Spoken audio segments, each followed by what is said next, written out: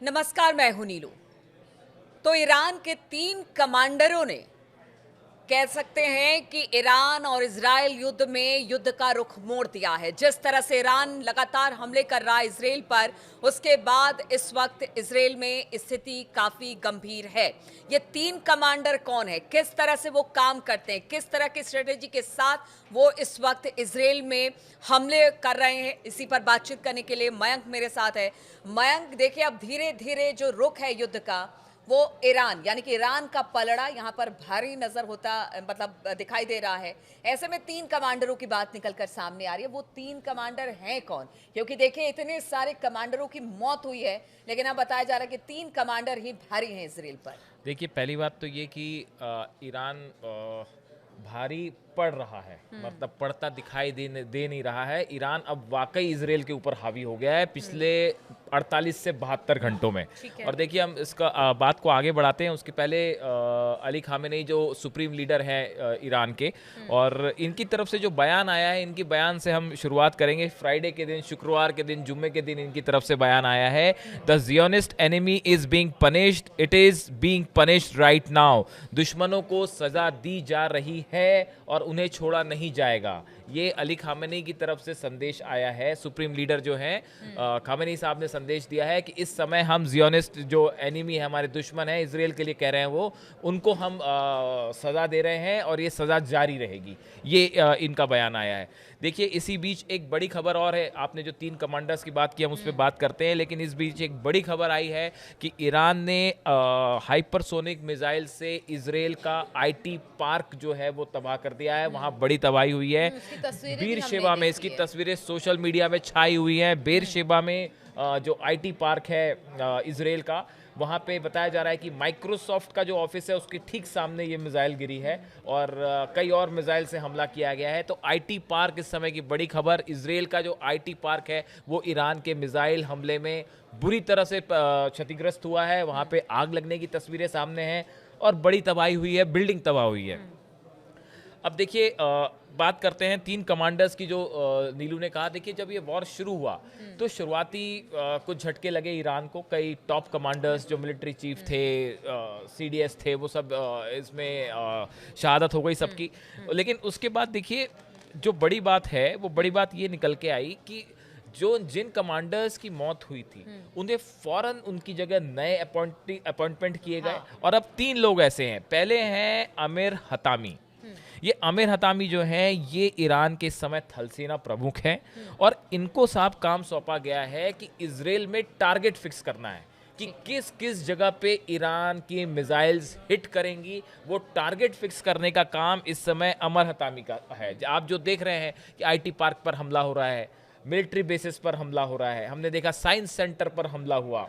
देखिए, तेल अवीव में कहाँ किस जगह निशाना बनाना है, हाइफा के गैस स्टेशन पर हमला हुआ, स्टॉक एक्सचेंज उड़ा दिया गया। बड़ी लंबी लिस्ट है 72 घंटे की। जो हम आपको कह रहे हैं कि ईरान भारी पड़ रहा है, वो ऐसे ही नहीं कह रहे। वो आप देखिए, अगर पिछले 72 घंटे में आप एनालिसिस करें तो एक बड़ी लंबी लिस्ट मिल जाएगी आपको, जो कि बड़े इंस्टॉलेशंस हैं, बड़े ठिकाने हैं इजराइल के, जिस पे मिसाइल ने हिट किया है और आयरन डोम उन्हें नहीं रोक पाया। अब देखिए, ये जो आमिर हतामी हैं, थल सेना प्रमुख हैं, इनका हमने काम बताया कि साहब ईरान कहाँ कहाँ हिट करेगा इजराइल को, इनका काम टारगेट बनाना है। दूसरे हैं मोहम्मद पाकपोर। ये जो है इनको ये काम दिया गया है कि सरफेस टू सरफेस जो मिसाइल्स हिट हो रही हैं, जो ईरान से सरफेस से मिसाइल चल रही हैं और सरफेस टू सरफेस गिर रही हैं, इजराइल पे जाके गिर रही हैं, ये मिसाइल्स जो हैं, इनकी पूरी रणनीति कि कैसे फायर होंगी, कहाँ से फायर होगी, कैसे उसे इजराइल से बचाते हुए लॉन्चिंग पैड तक लाना है, कितनी मिसाइल्स फायर करनी है, एक साथ कितनी मिसाइल फायर होंगी, 24 घंटे में कितनी होगी, कितने गैप में मिसाइल्स फायर होगी, इसकी पूरी रणनीति बनाने का काम मोहम्मद पाकपोर जो है इनके हवाले कर दिया गया। वैसे तीसरे हैं अब्दुल रहीम मोसावी। ये सीडीएस है ईरान के, चीफ ऑफ डिफेंस स्टाफ हैं।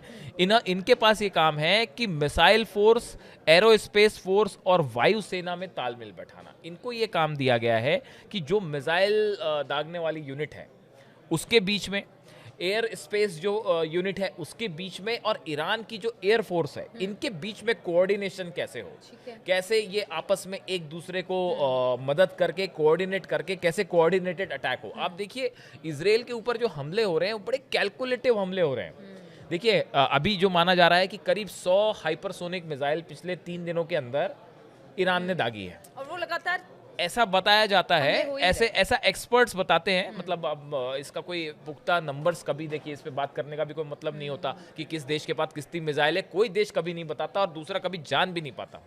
लेकिन फिर भी एक आकलन होता है, एक नंबर चलते हैं कि भाई इसके पास इतनी मिसाइल्स हैं। तो हम उन्हीं नंबर्स की अगर बात करें तो ऐसा माना जाता है कि ईरान के पास 3000 से 5000 के बीच में हाइपरसोनिक मिसाइल्स हैं, ऐसा कुछ एक्सपर्ट्स बता रहे हैं। उसमें से अभी सिर्फ 100 फायर हुई है। सोचिए ये अपने आप में ये हाँ, ये सोशल मीडिया में एक बड़ी चर्चा का मुद्दा बना हुआ है कि ऐसा माना जाता है कि चलिए हम मान लेते हैं कि 3 से 4 ही हजार है, 5000 भी नहीं, हम मानते चलिए 3 ही हजार मिसाइल है।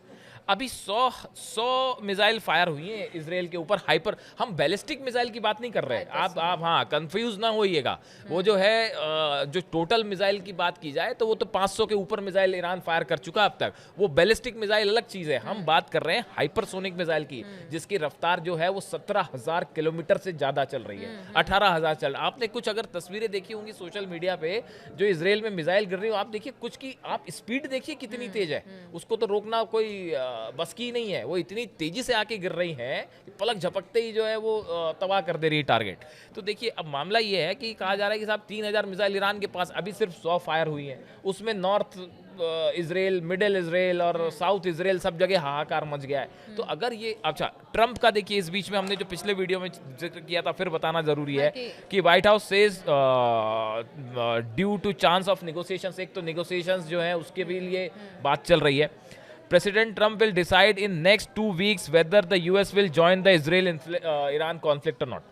अगले 2 हफ्ते, तो अगले 2 हफ्ते में तो फिर मतलब कैसे होगा इसराइल, क्या होगा पता नहीं। इसराइल और ईरान इसी तरह से जलते रहेंगे। हाँ, अगर ये 2 हफ्ते और लड़ाई खिंच गई, ये लड़ाई अगर 2 हफ्ते खिंच गई और जैसा चल रहा है ऐसा ही चलता रहा तो इसराइल में बहुत बड़ी क्षति हो जाएगी। देखिए हम ये नहीं कह रहे कि इजराइल हमले नहीं कर रहा, इसराइल की तरफ से भी जबरदस्त हमले हो रहे हैं, ऐसा नहीं है। देखिए इसराइल की तरफ से जो हमले हो रहे हैं उसमें जो मेन अटैक है वो उनके फाइटर जेट से हो रहा है, F-16 से हो रहा है, F-35 का भी इस्तेमाल हो रहा है, लेकिन मेन जो हमले हो रहे हैं F-16 से हो रहे हैं। तो वो 2000 किलोमीटर फ्लाई करते हैं, तेहरान जाते हैं या आसपास जो भी इलाके हैं वहाँ पे हमले करते हैं, वापस आते हैं। और यहाँ से ईरान जो है वो 2000 किलोमीटर दूर से मिसाइल्स फायर कर रहा है। तो अब देखिए इसमें जो है इसराइल को ज़्यादा नुकसान इसलिए है, एक तो वो डिफेंस सिस्टम हमने पिछले वीडियो में बात की कि वो कैसे फेल हो रहा है, वो हमने बताया था।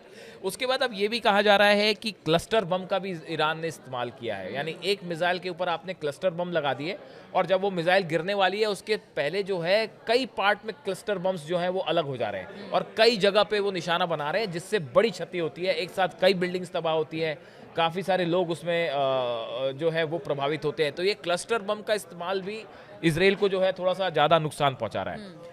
अब देखिए इसमें जो है एक तो फतेह, सेजिल और खैबर, ये जो 3 मिसाइल्स हैं जिनका जिक्र हो रहा है, बार बार इनका जिक्र आ रहा है, ये 3 वो हाइपरसोनिक मिसाइल हैं जिन्होंने वाकई इसराइल को जो है परेशान कर रखा है। इन तीनों को रोकना बहुत ही असंभव सी बात लग रही है और ये चाहे पेट्रियट सिस्टम हो और ये भी तो है कि अगर इसराइल में माना कि पहले से बंकर वंकर तैयार करके रखा गया है, अपने आवाम को भी कह दिया गया है कि देखिए बंकर में, लेकिन ये बंकर में कब तक रह पाएंगे? देखिए 1 से 2 हफ्ते का समय अब्बास अराक्ची साहब ने कहा है, जो इनके विदेश मंत्री हैं ईरान के, इन्होंने कहा है कि साहब जब तक इसराइल हमला नहीं रोक देता तब तक किसी से कोई बात नहीं होगी, चाहे वो यूरोप हो, चाहे अमेरिका हो, चाहे ओमान हो, किसी भी कंट्री से हम कोई बात नहीं करेंगे जब तक हमले नहीं रुक जाते। तो ईरान पहले ही उन्होंने खामेनी साहब ने पहले ही कह दिया कि झुकने उकने वाले नहीं है साहब हम, और ना ही हम किसी दबाव में आने वाले और ना ही जो है, और वही होता भी दिख रहा है। ईरान की तरफ से कहा गया है हम कोई बात नहीं करेंगे, पहले आप हमले रोकिए। और आप एक प्रकार से देखिए तो ये बात वाजिब भी है कि अगर जब तक आप तो दोनों चीजें कैसे एक साथ हो सकती हैं कि आप हमले भी करें और बात भी करें, ये तो नहीं हो सकता। शुरुआत तो इसराइल की तरफ से, इसराइल की तरफ से। तो अब देखिए इन हालात में अच्छा इसमें जो एक गंभीर समस्या खड़ी हो गई है वो ये कि इसराइल का जो न्यूक्लियर साइट है डिमोना, अब कुछ एक्सपर्ट्स ये बता रहे हैं कि ईरान के निशाने पर अब ये इसके हालांकि पास में पहले भी मिसाइल गिरी है, 3 दिन पहले ऐसी खबर आई थी कि डिमोना जो न्यूक्लियर साइट है इजराइल का, उसके करीब ही एक मिसाइल गिरी है। तो अब ईरान, क्या सवाल यह है, क्या ईरान भी इजराइल के न्यूक्लियर ठिकानों पर हमला कर सकता है? जब आप स्टॉक एक्सचेंज पे हमला कर सकते हो, जब आप वहाँ की जो है गैस स्टेशन उड़ा सकते हो, आप वहाँ का आईटी पार्क उड़ा सकते हो, जब वहाँ मोसाद का हेडक्वार्टर नहीं बचा, तो ऐसे हालात में क्या डिमोना जो न्यूक्लियर साइट है इजराइल की, अगर इस पे ईरान की मिसाइल गिरती तो क्या होगा? तो ये अब इस तरह की आशंका भी जताई जा रही है कि कहीं ईरान अगर उस पर हमला कर दे अपनी हाइपरसोनिक मिसाइल से, तो फिर तो बड़ा तबाही होगी। और रशिया, जैसा आप बता ही रही थी कि रशिया की तरफ से बयान आ रहा है कि अगर जो है बात आगे बढ़ती है तो पेंडोरा बॉक्स खुल जाएगा कि मतलब बड़ी भीषण तबाही मच जाएगी। इस बात को सब समझ रहे हैं, सब समझ रहे हैं। तो इन हालात में अब देखने वाली बात यह है कि अगर इस युद्ध को रोकना है तो उसके लिए अमेरिका का क्या रुख रहता है? क्या वो नेतन्याहू पे दबाव डालते हैं सीज़फायर का? बातचीत कहीं भी हो जाए, लेकिन घूम फिर के बात अमेरिका पे ही आके अमेरिका का रोल बहुत महत्वपूर्ण होने वाला है। ये युद्ध यहाँ से ऐसे ही आगे बढ़ेगा। अब देखिए, फोर्दो जहाँ तक की बात है, जो बात जहाँ फंसी हुई है वो फोर्दो पे फंसी हुई है। फोर्दो एक ऐसी जगह है जहाँ पे बंकर बस्टर जो बम्स हैं अमेरिका के, उससे भी क्या वो तबाह हो पाएगा, नहीं हो पाएगा, इसको भी लेके अभी डाउट है। तो अब अगर नहीं होता है तबाह, तो ईरान का न्यूक्लियर प्रोग्राम फिर चालू रहेगा, फिर आप कुछ नहीं कर पाए, आपका मिशन ही फेल हो गया। तो ऐसी स्थिति में अगर आप समझें तो इजराइल एक बड़ी डोल्ड्रम में फंस गया है कि अब भैया ना आगे बढ़ते बन रहा है ना पीछे आते बन रहा है। तो अब देखते हैं इसमें 48 घंटे में क्या होता है। चलिए, तो इजराइल इस वक्त फंसता हुआ दिखाई दे रहा है, किधर जाए, क्या करे। ट्रंप ने 2 हफ्ते का वक्त ले लिया है, एक तरह से कह लीजिए कि अब 2 हफ्ते लगे, 1 हफ्ते लगे, लेकिन जो भी है दिन तो लगने ही है। अब देखना ये होगा कि जिस तरह से बाकी देश तो इसको लेकर चिंतित हैं, लेकिन घूम फिर कर बात अमेरिका के पास आकर रुकती ही है। क्या अमेरिका इसको लेकर क्या सोचता है? तो तमाम अपडेट्स के साथ एक बार फिर से आपके साथ हम आपके पास आएंगे, तमाम खबरें और तमाम जानकारियां आपके पास रखेंगे। फिलहाल बहुत बहुत शुक्रिया आप सभी का हमारे साथ जुड़ने के लिए।